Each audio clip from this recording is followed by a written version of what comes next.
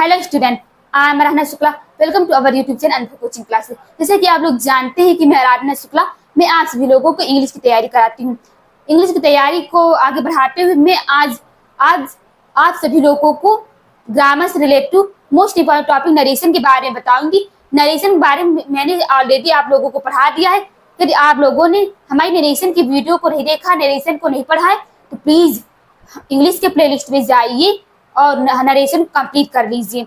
आज नरेशन से related most important P Y Qs को सॉल्व कराएंगे, जिसमें से कुछ पीवाई क्यूज हमारे क्लास 10 से है, तो कुछ पीवाई क्यूज क्लास 12 से है। ओके, तो क्लास 10 वालों के लिए क्लास मोस्ट इंपॉर्टेंट है, लेकिन क्लास 12 वाले देख रहे हैं तो प्लीज इसकी मत कीजिएगा, क्योंकि आपके सिलेबस में भी नरेशन है, ग्रामर सिलेबस नरेशन पूछा जाता है। इसलिए यदि आप देख रहे हैं इस सेशन को तो प्लीज इसकी मत कीजिएगा। तो आज मैं आप लोगों को पढ़ाऊंगी नरेशन से रिलेटेड टॉपिक, ग्रामर पढ़ाऊंगी नरेशन से रिलेटेड क्वेश्चंस।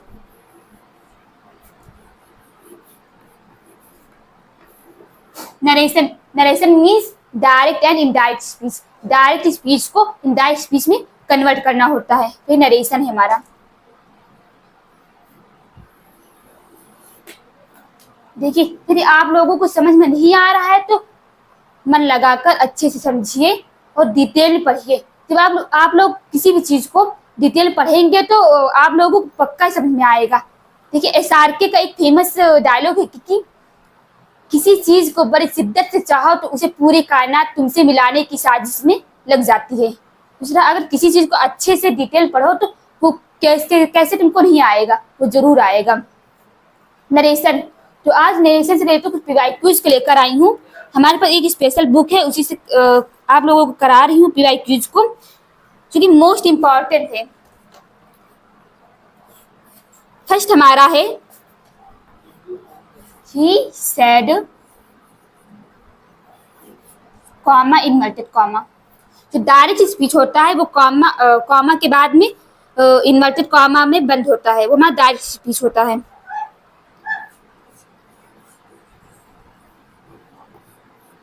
Thank you. देखिए, बोर्ड एग्जाम में आप सभी को डायरेक्ट स्पीच दिया रहेगा, उसको इनडायरेक्ट स्पीच में कन्वर्ट करना रहेगा, और शायद नहीं 100% आप लोगों को तो जो करना रहता है, आप लोग को 2 नंबर से आएगा करने के लिए, सॉल्व करने के लिए, लिखने के लिए। लेकिन नरेशन को अगर आप डिटेल पढ़ेंगे, तो अगर आप नरेशन समझेंगे तो जो 20 नंबर जो एमसीक्यूज होता है, तो एमसीक्यूज में भी आप लोगों से पूछ लेंगे कि इनमें से कौन सा नरेशन मतलब कौन सा डायरेक्ट स्पीच है, कौन सा इनडायरेक्ट स्पीच है, कौन सही है कौन गलत है।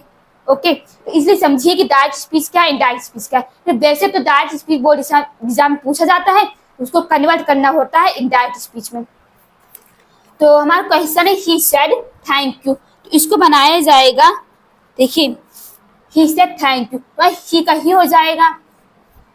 यदि हम देखिए, ये डायरेक्ट अगर थैंक यू है, कांग्रेचुलेशन है, ये मतलब कि कुछ है, तो यहाँ पर अगर बधाई दीजिए थैंक, इस डायरेक्ट बनता है, साथ दे जाता है, कुछ मतलब उसको डायरेक्ट बनाया जाता है। हम जो थैंक है, थैंक तो हम रिपोर्टिंग वर्ब में जो सेड है इसके जगह पर इसको कन्वर्ट कर देंगे।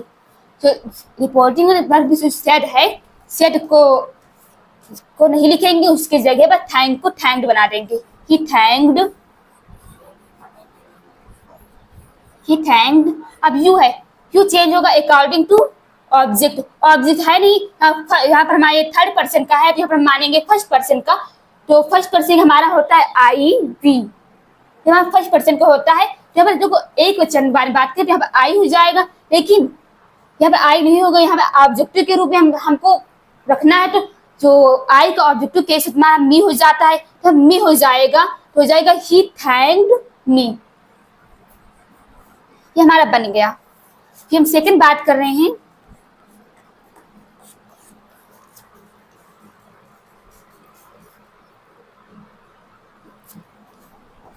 Ram said I have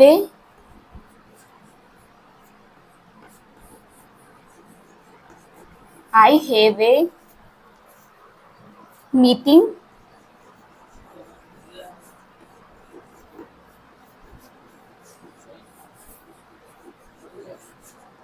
last night.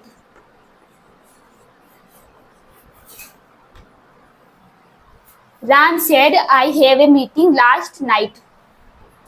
Okay, देखिए ये हमारा डायरेक्ट स्पीच है, इसको कन्वर्ट करना है इनडायरेक्ट स्पीच में। सबसे पहले हम कहाँ से स्टार्ट करेंगे, रिपोर्टिंग वर्ब से। तो राम, राम को राम ही लिख देंगे, इसमें कोई परिवर्तन नहीं करेंगे। सेड, सेड में भी कोई परिवर्तन नहीं करेंगे क्योंकि सेड के बाद में कोई ऑब्जेक्ट नहीं है। फिर सेड के बाद में कोई ऑब्जेक्ट होता है तो उसको हम टोल्ड में कन्वर्ट कर देते हैं। इस सेड के बाद में कोई ऑब्जेक्ट नहीं है तो इसको सेड लिख देंगे।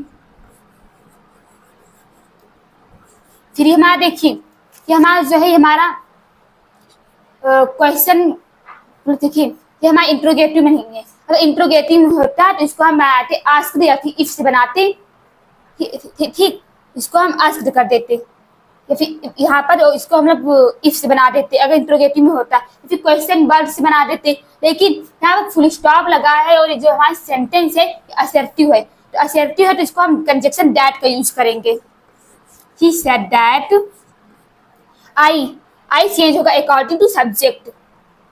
I चेंज होगा अकॉर्डिंग सब्जेक्ट। सब्जेक्ट हमारा राम है, राम, राम का जो राम मा जो होता है राम के स्थान पर हम ही लिख देंगे।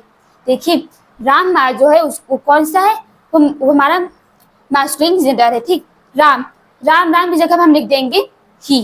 तो ही सेड दैट ही। अब टेंसेस में चेंज करेंगे। अब देखिए यहाँ पर पास्ट है ना, यहाँ पास्ट है, मैं प्रेजेंट में है, तो मैंने क्या बताया, अगर प्रेजेंट में होता, प्रेजेंट में इधर भी होता, तो दोनों में कोई परिवर्तन नहीं किया जाता, टेंस में कोई परिवर्तन नहीं होता। लेकिन ये हमारे पास्ट टेंस में है, ये प्रेजेंट टेंस में है, तो प्रेजेंट टेंस को हम पास्ट टेंस में कन्वर्ट करेंगे। उसका रूल है कि तो present indefinite tense change into past indefinite tense, present continuous tense change into past continuous tense, present perfect tense change into present perfect past perfect continuous tense. तो हमारा जो हमारा है यहाँ present perfect tense change to past perfect tense, present perfect tense change into present perfect continuous tense change to past perfect continuous tense, past indefinite tense change into past perfect tense and past continuous tense change into past perfect continuous tense. देखिए उसके past perfect continuous tense में कोई परिवर्तन नहीं होता है। Future में इस तरह है, फ्यूचर में जहाँ विल और सेल आएगा उसको वुड और शुड में कन्वर्ट कर देंगे। ओके, तो देखिए राम सेड दैट ही, अब हैव है ये हमारा प्रेजेंट परफेक्ट टेंस है, तो किसमें चेंज होगा, पास्ट परफेक्ट टेंस में, तो ही हैड हो जाएगा। फिर ए मीटिंग, फिर उसके बाद जो लास्ट नाइट है, मैंने क्या बताया, यदि लास्ट जहां पर लास्ट आएगा, लास्ट का मीन्स इसको हम कन्वर्ट करेंगे, यदि इंडायरेक्ट बनाएंगे तो लास्ट की जगह पे हम प्रीवियस कर देंगे। जहां पर नेक्स्ट वाला आएगा वहां पर फॉलोइंग कर देंगे। ओके, उसके बाद में जहां पर लास्ट आएगा उसकी जगह हम कर देंगे क्या, प्रीवियस। तो मीटिंग लास्ट प्रीवियस हो जाएगा। हमारा नियरनेस चेंजिंग, जो नियरनेस है उसको चेंज किया जाता है, प्रीवियस नाइट। ओके, थर्ड हम बात कर रहे हैं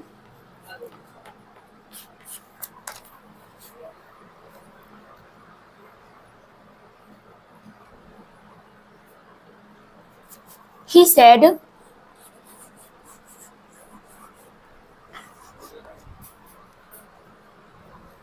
oh what a opportunity।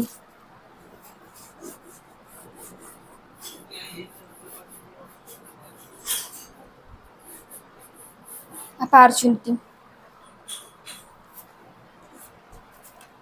देखिए जो हमारा जो सेंटेंस दिया हुआ है, जो हमारा जो रिपोर्टेड पार्ट जो सेंटेंस दिया हुआ है वो हमारा एक्सक्लामेटरी है।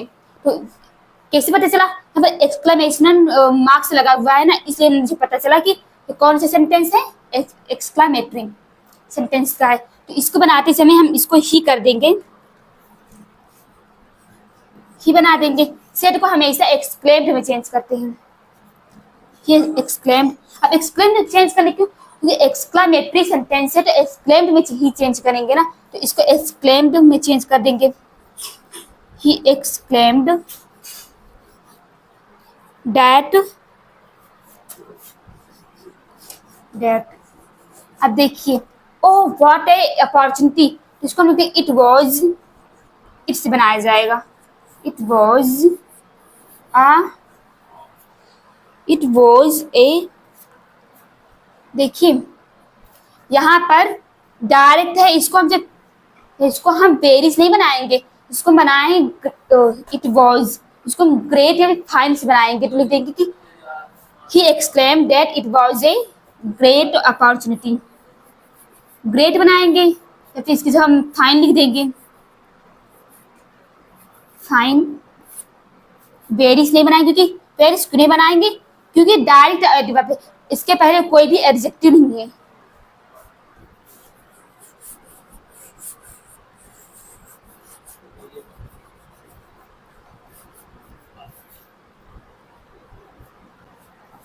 फिर नेक्स्ट हम फोर्थ नंबर बात कर रहे हैं।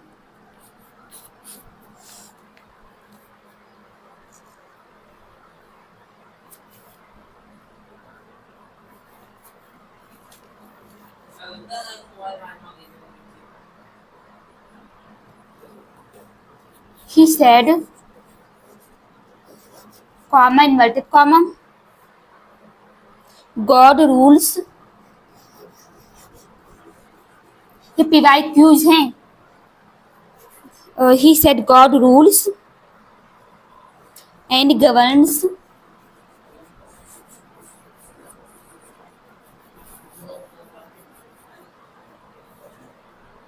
all things।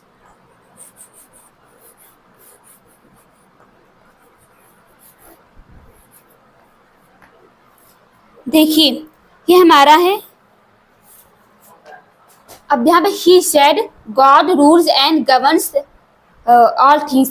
देखिए मैंने क्या बताया, या तो कोई प्रोवर्ब होता है या फिर कोई नेचुरल से रिलेटिव कोई चीज होती है, उसमें कोई परिवर्तन नहीं किया जाता है। देखिए यहाँ पर इसको हम ही लिख देंगे पहले। देखिए धीरे धीरे शुरुआत कीजिए, किसी भी चीज को देखकर घबराना नहीं चाहिए। सबसे पहले हम यहाँ पर ही लिखेंगे, फिर सेड को सेड लिख देंगे कि ऑब्जेक्ट हमारे पास है नहीं, फिर दैट कंजक्शन दैट का यूज करेंगे क्योंकि हमारा असर्टिव सेंटेंस है, फिर गॉड गॉड लिखेंगे, फिर गॉड का जी हमेशा कैपिटल रहेगा क्योंकि पंचुएशन में बताया ही गया, क्योंकि स्मॉल लेटर में क्या रहता है और कैपिटल लेटर में क्या रहता है, और नेचुरल से रिलेटिव है गॉड। गॉड हमारा एक मतलब कि नेचुरल वाला चीज है गॉड, तो दैट गॉड रूल्स। देखिए ये हमारा प्रेजेंट इंडिफिनिट नहीं है, ये पास्ट में है, लेकिन इसको हम कन्वर्ट नहीं करेंगे पास्ट में। क्यों नहीं करेंगे, क्योंकि हमारा ये एक मतलब कि नेचुरल से रिलेटिव है, यह चीज कभी इसका कभी अंत नहीं होगा, अनंत है, इसका कभी अंत नहीं होगा। God rules and governs all things, ये कभी समाप्त होने वाली चीज नहीं है, तो इसलिए क्या इसमें कोई परिवर्तन नहीं करेंगे। जैसे the sun rises in the east, the sun rises in the east, तो हम the sun the sun rises in the east, इसको हम पास्ट में कन्वर्ट करेंगे नहीं कि सूर्य उगता है, वो तो उगता है। अब सूर्य उगता था, सूर्य पूरब में उगता था, मैच नहीं कर रहा ना कि अब पश्चिम में उग रहा है, नहीं उग रहा ना, इसलिए जो नेचुरल चीज होती है उसमें कोई परिवर्तन नहीं किया जाता उसके टेंसों में, तो उसको ऐसे ही लिख देंगे God rules and governs all things. Okay देखिए हमारे पास देखिए हमारे पास डिजिटल बोर्ड है नहीं कि हम आपको एक साथ में 10 20 50 क्वेश्चन को सॉल्व करा दें, इसलिए हम आप लोगों को थोड़ा थोड़ा पढ़ाऊंगी कि 4 मोस्ट इम्पॉर्टेंट यही सेंटेंस नहीं पूछा जाएगा, जो 4 सेंटेंस करवाए हैं बोर्ड एग्जाम में जरूर यही सेंटेंस पूछा जाए, क्योंकि इंग्लिश कभी रटी नहीं जाती है और ग्रामर कभी नहीं रटा जाता है। आज सेंटेंस को नहीं रट पाएंगे, लेकिन जो मैंने 4 सेंटेंस करवाया है, आप लोगों को डीपली पढ़ाया है कैसे चेंज किया जाता है, क्या पता इस 4 सेंटेंस के माध्यम से आप 40 सेंटेंस बना सकते हैं अपने आप से। इसलिए इसको डीपली पढ़िए, आप सॉल्व कीजिए। यदि कहीं पर कोई प्रॉब्लम आ रहा है तो प्लीज कमेंट कीजिएगा, हम आप लोगों को सॉल्व करवाऊंगी। ओके, यदि आपको नरेशन में कोई प्रॉब्लम हो रही है तो प्लीज हमारे प्लेलिस्ट में जाइए और उससे नरेशन को डीपली पढ़िए। मैंने आप लोगों को ऑलरेडी पढ़ाया हुआ नरेशन। देखिए, इंग्लिश कभी रटी नहीं जाती है, इंग्लिश कभी रटी नहीं जाती है। यदि आज सोच रहे हैं कि इंग्लिश को रटकर हम 70 में 70 ले आएंगे तो इट इज नॉट इम्पॉसिबल। ये मतलब कि संभव नहीं है कि इंग्लिश को रटकर 70 में 70 ले आए। अगर आप रट रहे हैं, मतलब आप रटेंगे इंग्लिश को, फिर भी आपको जो जो मतलब कि जो लिटरेचर से पूछा जाता है वो भी आपको सीधे नहीं पूछा जाएगा। अभी आपको लगता है कि हम मतलब कि जो प्रोज पोएट्री सप्लीमेंट्री रट लेंगे तो हमारा फायदा होगा, 0% फायदा होगा। क्योंकि जो बोर्ड एग्जाम में जो जो एग्जामिनेशन जो पेपर बनता है बोर्ड एग्जाम का, वो ऐसे मतलब इजी नहीं बनता है। रहेगा इजी, लेकिन उसको मतलब कि साफ साफ नहीं पूछेंगे, उसको घुमा देंगे। इसलिए इंग्लिश को रटिए नहीं, इंग्लिश को समझिए। यदि कोई प्रॉब्लम आ रही है तो प्लीज कमेंट कीजिएगा। इसी के साथ मैं इस सेशन को एंड करती हूँ। Thank you. जय हिंद, जय भारत।